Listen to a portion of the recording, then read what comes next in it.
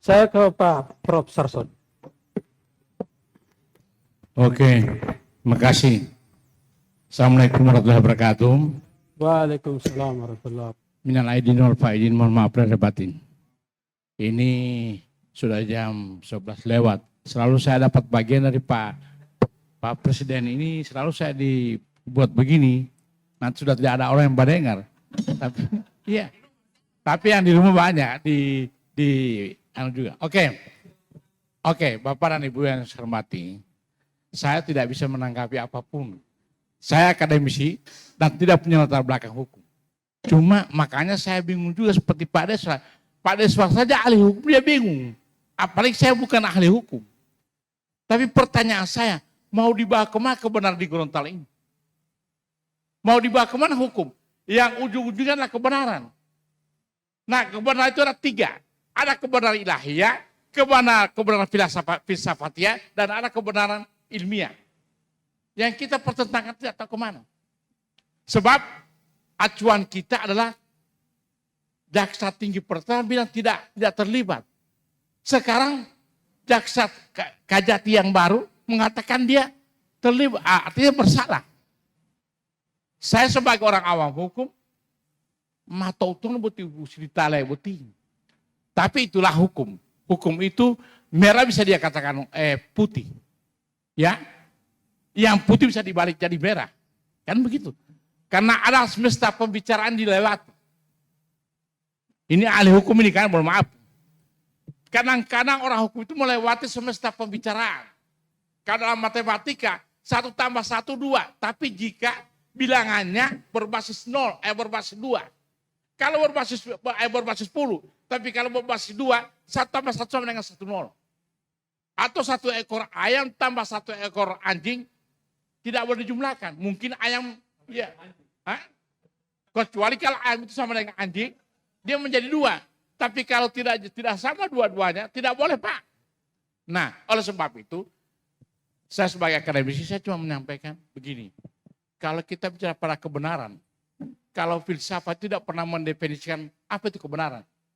Tapi dia memberikan dasar-dasar kebenaran itu apa. Walaupun itu disebut dengan teori kebenaran, ada 4 Pak. Ada teori koherensi, asas kebenaran ini.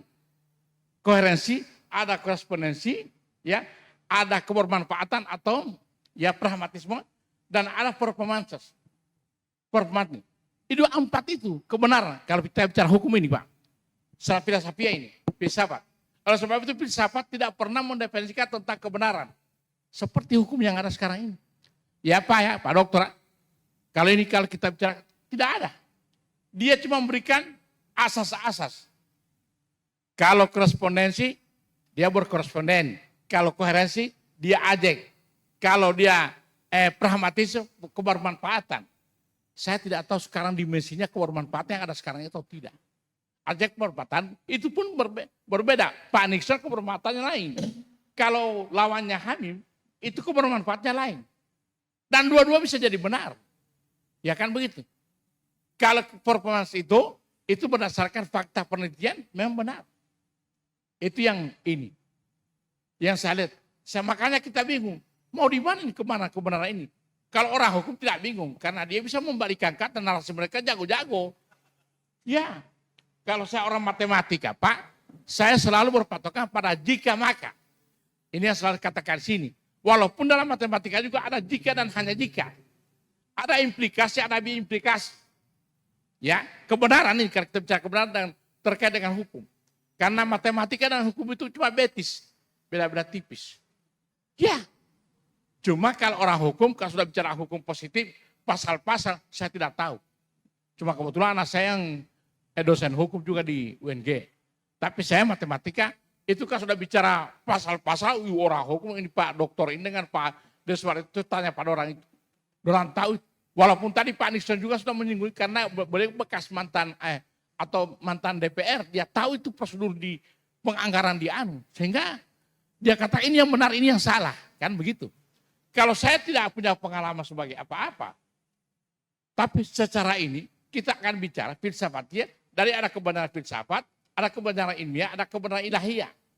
Kalau kebenaran ilmiah akan kebenaran ilmiah akan dipandu oleh rumus jika maka. Ya kan? Jika Hamim Pau bersalah, maka dia akan diputus oleh pengadilan juga bersalah. Tapi kalau dari awalnya dia tidak bersalah, pasti orang menangkap dia tidak bersalah. Sebenarnya dulu itu saya sudah berprediksi, ini memang betul-betul Hamim Pau terbukti bersalah. Tapi ketika ada penjelasan Kajati waktu itu, alhamdulillah. Alhamdulillah, saya cuma alhamdulillah. Dan saya Pak tidak terlalu dekat dengan Pak Hamim Pau. Dan saya juga bukan orang Nasdem. Mohon maaf, politik Pak Madute, Pak ada di mana. Jadi saya bukan itu. Saya cuma melihat dari dimensi yang lain. Penegakan etika dan moral dan kebenaran. Seperti yang ada sekarang Pak. Di Pilpres itu hanya itu yang kita, mohon maaf Pak Amin, politik Pak Amin, belum mau ke Melati ya. Kan kita sebagai akademisi hanya menjaga itu. Etika dan moral itu kita jaga. Sekarang si A bicara ini. Tiba-tiba 13 tahun kemudian, dengan posisi yang sama, mengatakan dia bersalah. La ilaha illallah Muhammad Rasulullah. Tapi boleh maaf nih Pak Loli, Pak Prengki, siapa aja mau olah itu. Enggak boleh karena itu pasal hukum. Cuma saya ada keheranan. Mau bawa di mana ini?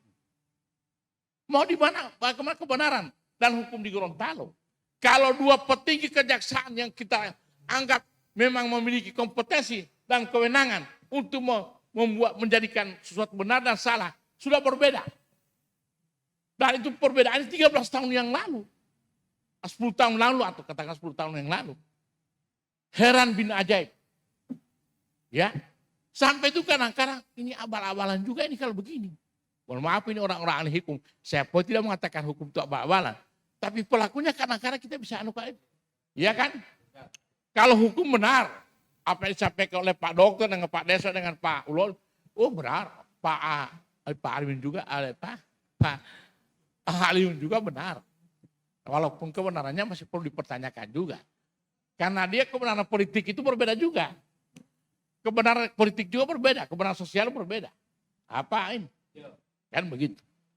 Oleh sebab itu, saya sekali lagi coba bicara dari hati ke hati. Memang dilatih paham itu atau deh? Kalau tidak, kita ikhlas dan jalani proses selesai. Tapi kalau tidak salah, tolong dia dikeluarkan. Kan itu. Sebagai masyarakat saya cuma minta itu.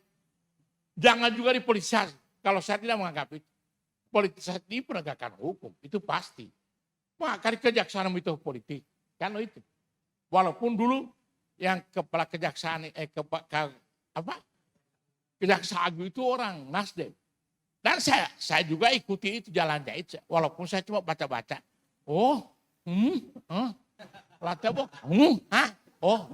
Kan bukan orang hukum. Saya cuma kadang-kadang diprotes oleh anak saya. Kebetulan dia ada hukum, S2 hukumnya. Di Papa tidak tahu itu. Dia bilang bodoh Pak. Kalau di bidang hukum, walaupun saya guru besar.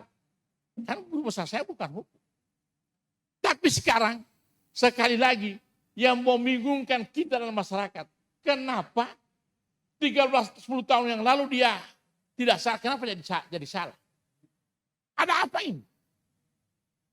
Meskipun Pak Franky sudah melakukan sesuatu yang, ya itu haknya. Sebagai diterima silakan. Tetapi kami masyarakat awam bertanya-tanya. Madelo itu buat dihukum Gorontalo. Seperti juga dikatakan, sudah banyak kasus-kasus yang terendam sekarang. Dan itu kami tidak tahu persis, tapi kami tahu. Walaupun saya tidak paham betul. Masalah GOR, masalah GUR, masalah GER. Ada. Kami tahu. Bahkan kalau kami ingat-ingat Pak, di universitas kita juga ada beberapa yang sudah tahu di mana. Padahal sudah ada yang terhukum. Kalau sama kami sudah ada yang terhukum. Sudah ada yang keluar, bahkan dipecat dari pegawai negeri. Dah, betul. Wabillahi taufiq, wassalamualaikum warahmatullahi wabarakatuh.